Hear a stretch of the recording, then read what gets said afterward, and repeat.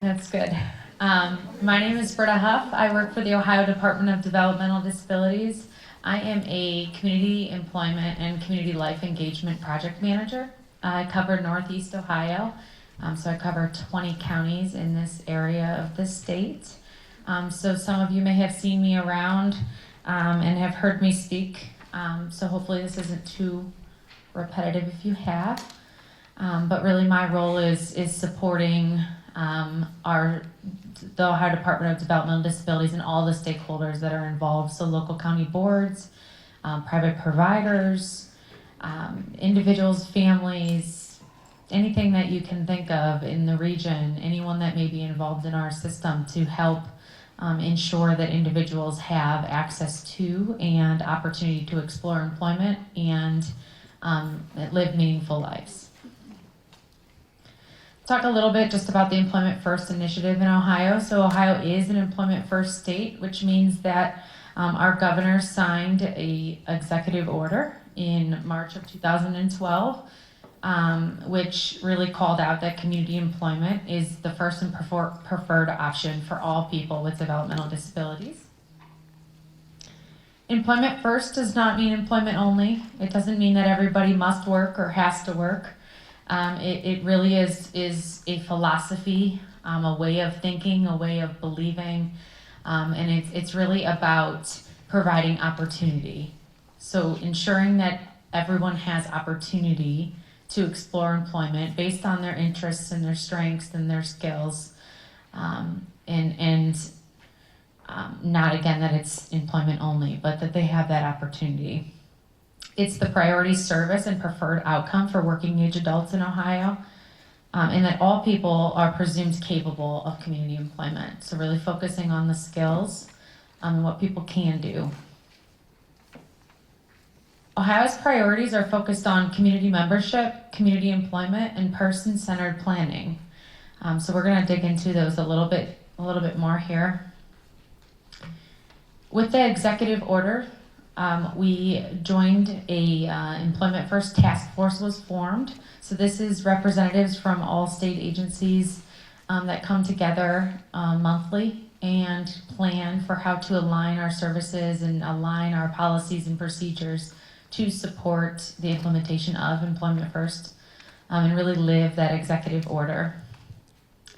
Through that task force, we developed a transition vision plan. So these are some of the core principles of that vision plan that we're going to go into.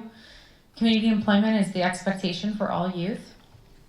Transition planning for youth requires multi-agency collaboration. Early conversation with youth and families is critical. There's multiple pathways to community employment. And person-centered planning is the key to the development of effective services and supports for transition age youth. So what does all of that mean? We have developed and continue to develop and update a Employment First transition framework. And we have some non-negotiable foundational elements that come from that, and it's really focused on that vision. So that teams that come together to plan with transition age youth are person-centered, outcome-focused, and agency-neutral. So that sounds very familiar to Ohio's priorities based on being person-centered. These are kind of all pieces of that, and our focus is on community employment and community engagement. So what is person-centered planning? It's discovering a person's unique strengths, interests, abilities, preferences, resources, support strategies, and outcomes, right? Outcomes, where are we going? Outcome focused is that the actions and supports help that youth move toward his or her employment outcome, or any desired outcome. Outcomes are accomplished by implementing that specific set of action steps, and the results or progress are seen from what we implement. Okay, we're always talking, outcome focused means we're focused on where we're going. What are we going to get out of the action, the activity, the step that we're taking, the service that we're receiving, whether that be in school or out of school. And are we being planful? Are we really looking at, I think I'm getting ahead of myself. Focusing where that youth is going, determining then where that youth is today based on that information, right? Those two things can't really happen in separation from one another. A lot of times we talk about where somebody is today, and we're talking kind of holistic assessment of all things in the world. And it's very hard to get down to that transition age assessment or just assessment in general to gather that information about where are we, what's that baseline. If you know where you're going, you can attach it to the specific skill set, the specific things that need to be in place in order to be able to do that. And then your assessment's a much more valuable assessment because it is based on where you're going. It's not just all things assessment or what whoever on your team is assuming is assessment. I talk a lot about that with soft skills. Soft skills are absolutely necessary and appropriate to talk about, but they do vary based on where that youth is going, right? There are some soft skills in some jobs that aren't going to be a necessity, right? Depending on what you're doing. So if you're going to be speaking in front of crowds for people, right? Social skills are going to be important. Your professionalism is going to be an important soft skill. But if you're going to be in a back room detailing cars and never interacting with individuals, that skill is not going to be as essential for that youth. So how are we kind of tying those two things together? Once we know the end point and the current point, then we start filling in the gaps. We start determining what steps, activities, supports, services, things can we do to help fill that gap, help get that individual or that youth closer to where they're going. That's the outcome focused part, always focusing on where we're going. This is just a fun quote. If you don't know where you're going, you'll end up someplace else, right? That's very telling when you're talking about planning. A lot of times we feel like we're spinning our wheels and you're gonna end up somewhere. You will, but it's not gonna maybe be where you wanna be. One thing that I always relate this concept to is GPS, navigation, right? When we're planning to go somewhere, we put in our end point first.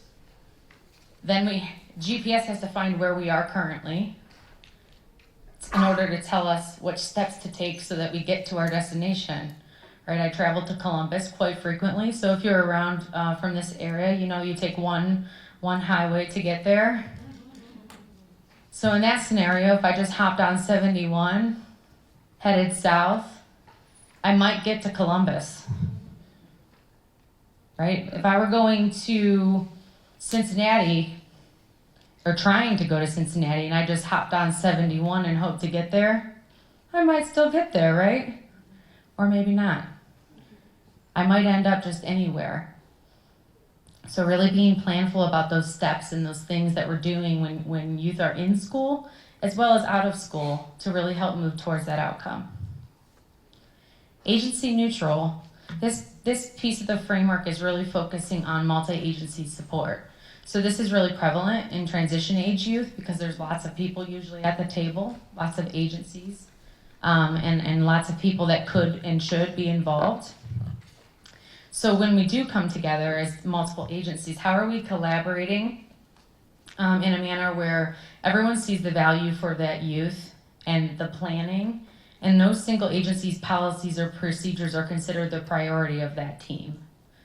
Right? I like to explain to professionals who are working in multi-agency teams to leave their hat at the door, right? Their hat of who they are or who they represent can be kind of left at the door so that you're coming together just planning for that youth, focusing on the outcome, focusing on that individual.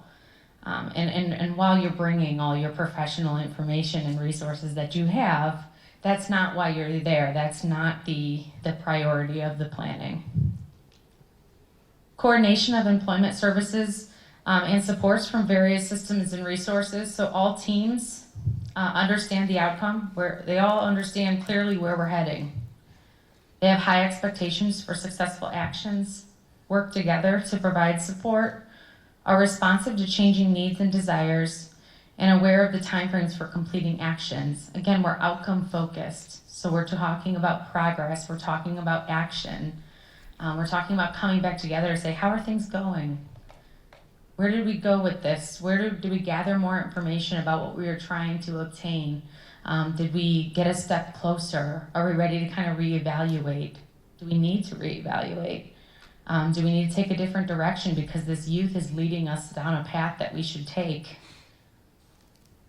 Agency neutral. Some of the target areas and benefits for adult services, I just wanted to throw this in there as just kind of an overview of adult services in general and what we hope they are benefiting and targeting. It's around informed decision making. So again, Ernestine hit on that really hard about self-advocacy and making choices and really guiding their life to be meaningful and what meaningful means to them. Expand natural supports, develop abilities, have stronger connections, increase self-esteem, improved health, enhance quality of life, full community participation, and contributing members. So I just want to talk a little bit about what does community life engagement mean. So community life engagement is in my title. And what it means to me is really looking at individuals and their life in a more holistic light, right? I'm an expansion from the Employment First team through the Department of Developmental Disabilities. But it's not all about employment. Employment fits under community life engagement. It's how we are all engaged and actively participating within our communities. But also, what does it look like outside of employment when we're not working, or if we can't work at that moment? How are we still connecting and having opportunities to connect meaningful in our communities? To be the contributing member and not just be in the community. Community life engagement is not about being out in. It's really about being a part of and being an active member of your community, whatever your community might be. Okay, there is no definition of community. Community is based on what your interests and your strengths and your abilities and your preferences are. So how are we ensuring that individuals have access to and have support to explore opportunities and explore have experiences to make connections and network, make friends and have being a member, and so they're known in their community, they're recognized as the contributing member to the people that are also in that community. So I wanted to spend some time on the resources, since all that you have is the web pages. So the Employment First web page is first. On this web page, you can access the transition framework that I referenced.